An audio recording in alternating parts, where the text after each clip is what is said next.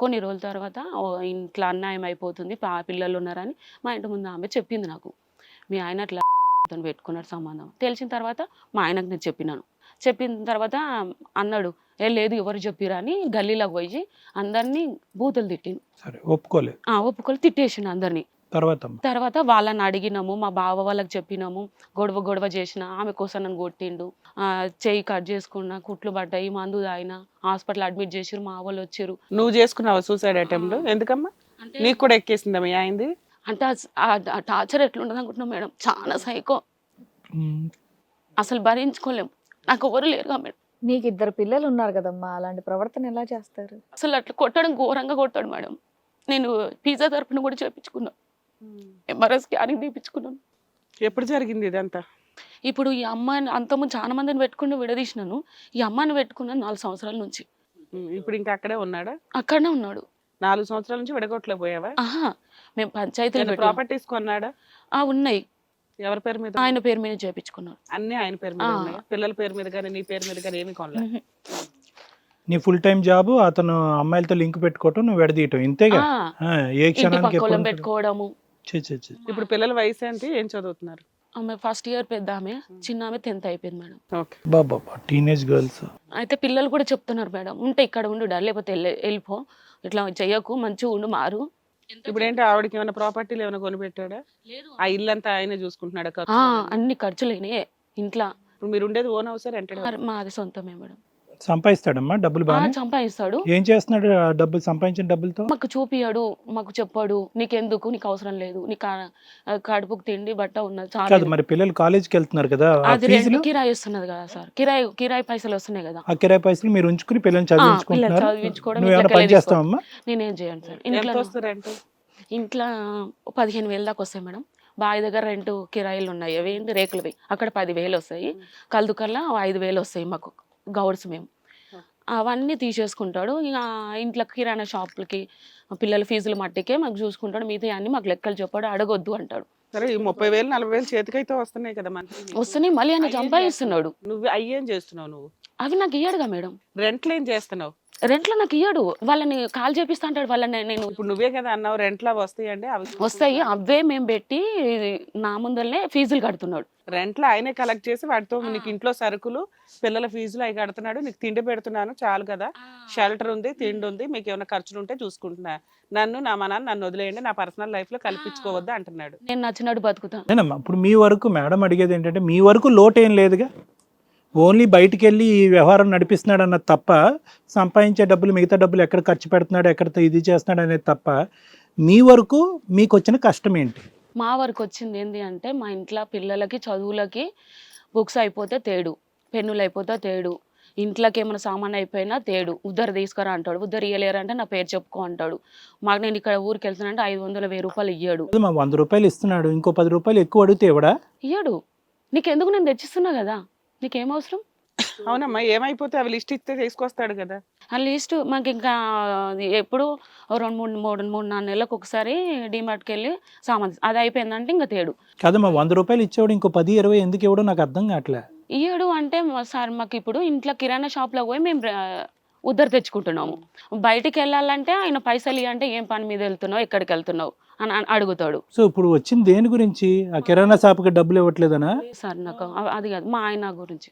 అదే ఏం చేయాలి మేము, దేనికి వచ్చారు నాకు అర్థం కావట్లే. మా ఆయన వేరే అమ్మాయిని పెట్టుకొని పెళ్లి చేసుకున్నాడు సార్. మేము విడదీసినాము, పుస్తకాలు తీపిచ్చేసినాము మెడలకించి, అది తీసేస్తే 15 రోజులు దానికి ఫోన్ చేయలేడు, మాట్లాడలేడు. మళ్ళీ ఇంకొక అమ్మాయిని పెట్టుకున్నాడు అంత లోపలనే. మళ్ళీ ఆమెకు మళ్ళీ ఇప్పుడు మీ ఆయన అంతా మారిపోయి ఇప్పుడు మీ దగ్గరికే రావాలి, ఎటువంటి సంబంధాలు లేకుండా అని చెప్పేసి అంటున్నావు, అంతేనా? అది కావాలి మేడం. అది కదమ్మా, నీకు చాలా సంవత్సరాలు బట్టి నువ్వు వెనతో పెట్టిన విద్య కదయ్యా, ఏ లింకులు పెట్టినా కట్ చేయడం అనేది నీకు అలవాటే కదా. ఇప్పుడు ప్రత్యేకంగా మేము ఎందుకు కట్ చేయాలి?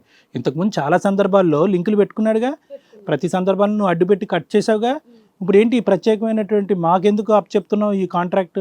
అంటే నాకు ఇటుకల పిల్లలతో నెత్తి పైన కొట్టడము, మతి మార్పు రావడము, మర్చిపోవడము, మధ్యలో ఇన్కమ్ ఒకటి, అదే మేము ఎవరికి చెప్పుకోలేం కదా మేడం. సర్లే చెప్పలే. మా చెల్లని మేనమరదలు అంటే, మీ చెల్లని నాకు ఒప్పుకోమని చెప్పు, మీ చెల్లెతో నన్ను ఉంటాను. తిరిగే జనాలు చాలేదా మీ ఆయనకి? మళ్ళీ సొంత వాళ్ళ మీద పడ్డాడు వచ్చి అడిగిండు. అడిగితే నేను మా చెల్లె వాళ్ళకి చెప్పుకోలేదు, గొడవ చేసినాక మాకు 2 పాపలని మా చెల్లె కొడుకు కానీ ఇవ్వాలని అడిగిండు. వాళ్ళు ఇస్తాము అని అన్నారు వాళ్ళ అత్తమామ. అయితే ఏమంటాడు, వాళ్ళు కనిచ్చే బిడ్డ కంటే మీ చెల్లెని నాతో ఉండుమను, మనకే పుడతాడుగా నా రక్తంతో అని నన్ను అడుగుతున్నాడు.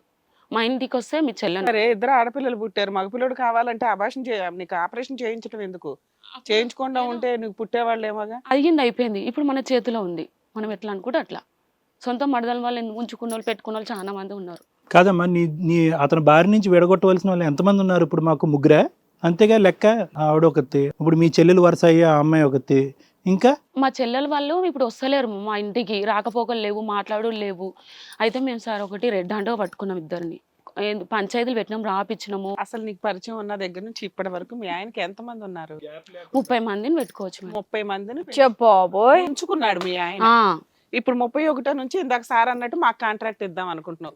నేను గజనీ మహమ్మద్ టైప్ లో పోరాడానండి, ఇక నా వల్ల కావట్లేదు, అది ఆయన ముసలోడైనా కానీ ఆగట్లేదు, ఇక నుంచి మీరు ఫీల్డ్ లోకి వచ్చి మీరు ఆయన కట్ చేస్తూ ఉండండి అనే.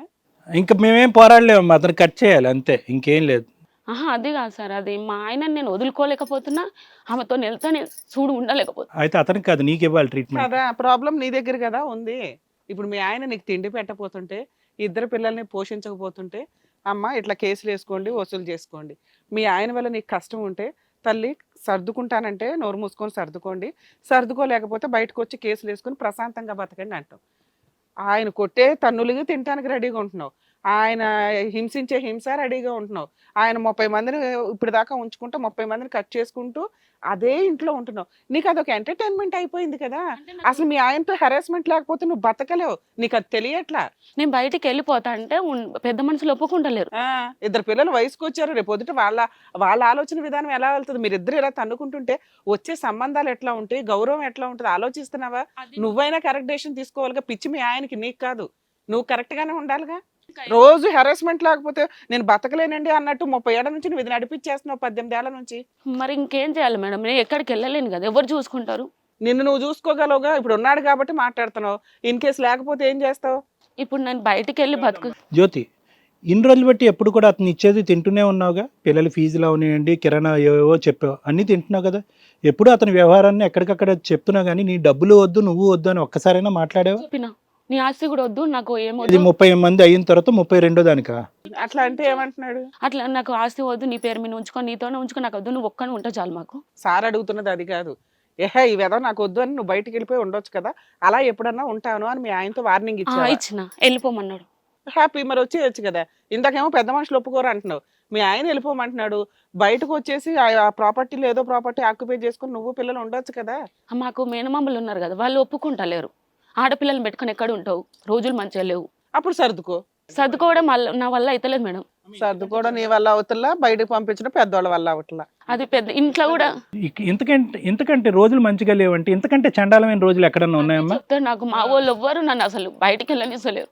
హిట్ టీవీ యాప్, ఇందులో short news, live news, entertainment shows, movies, digital magazines తో పాటు మీ జిల్లా వార్తలను కూడా ఫ్రీగా చూడొచ్చు. ఇంకెందుకు ఆలస్యం, వెంటనే హిట్ టీవీ యాప్ ని డౌన్లోడ్ చేసుకుని ఫ్రీగా ఎంటర్టైన్మెంట్ పొందండి. Hit TV app. Hit TV app.